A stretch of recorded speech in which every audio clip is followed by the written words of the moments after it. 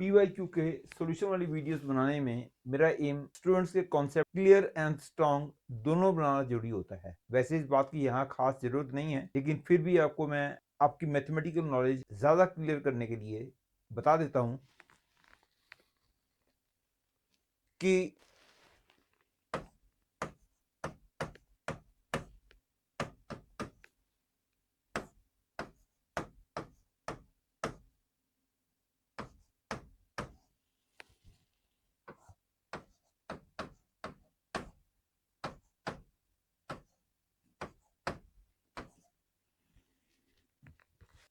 this equation represents a circle with center z0 and radius r, which is also called a ring. This equation represents a disk with center z0 and radius r, and this equation represents a annular region with inner radius s and outer radius r. और diagram draw किया जाए तो this equation represents this circle with center z0 and radius r, that is this ring. This inequation represents a disk with center z0 and radius r. अंदर वाले points भी क्योंकि इसको satisfy कर रहे हैं, इसलिए इस डायग्राम को बोलते हैं डिस्क. और this inequation represents this annular region with the inner radius s and outer radius r, center z0, and this region is called annular region, written here.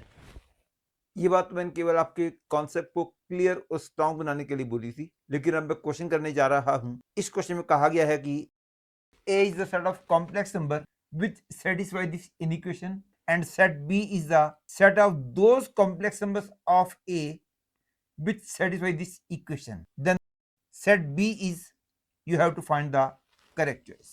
मतलब ये उन्हें पता लगाना है कि सेट बी एम्प्टी सेट है या इसके अंदर 2 एलिमेंट्स हैं या 3 एलिमेंट्स हैं या इनफाइनाइट नंबर ऑफ एलिमेंट्स हैं.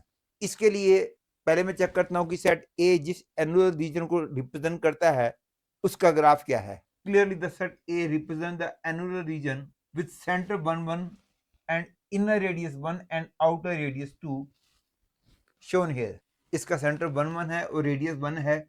इसे सर्कल दोनों एक्सिस को टच करेगा और आउटर रेडियस 2 है, that is this length is 2.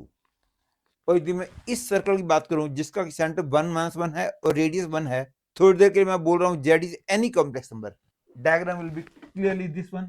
Centre 1 1 है, रेडियस 1 है, इसलिए दोनों एक्सिस को एक सर्कल टच करेगा.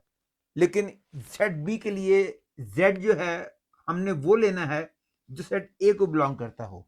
तो सेट बी को बिलोंग करने वाले कॉम्प्लेक्स नंबर कौन कौन से होंगे, इसके लिए मैं इन दोनों को एक ही प्लेन में ड्रा करता हूं.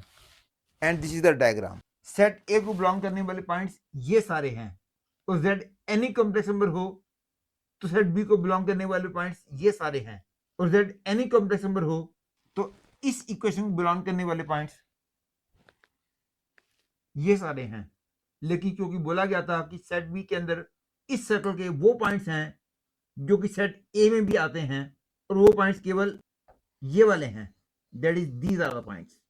तो क्योंकि इनफाइनाइट नंबर ऑफ पॉइंट्स हैं, therefore I will say the set B has infinite number of elements, therefore the D choice is the correct choice.